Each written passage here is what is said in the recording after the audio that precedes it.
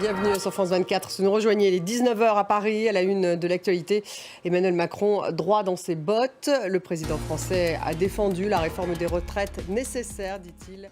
Le débat dans une dizaine de minutes consacré à la prestation télévisée d'Emmanuel Macron, 2 jours après l'utilisation du 49.3 pour faire passer la réforme des retraites. Le chef de l'État a-t-il repris la main alors que l'intersyndicale a appelé à une 9e journée de mobilisation demain?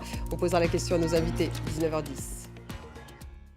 Avec l'actualité française, Emmanuel Macron droit dans ses bottes pendant l'interview qu'il a donnée à 13h cet après-midi. Le président français a défendu sa réforme nécessaire, dit-il, face à la situation démographique et à la dégradation des comptes publics.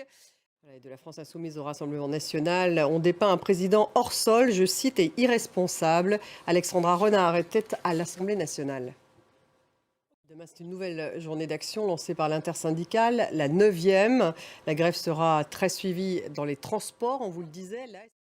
Volodymyr Zelensky a rendu visite à ses troupes près de Bakhmout. Le président ukrainien a remis des décorations aux soldats qui défendent, dit-il, héroïquement la souveraineté de leur pays.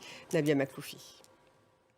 Une crise mondiale de l'eau est imminente, prévient l'ONU. L'organisation y consacre une conférence exceptionnelle à New York jusqu'à vendredi.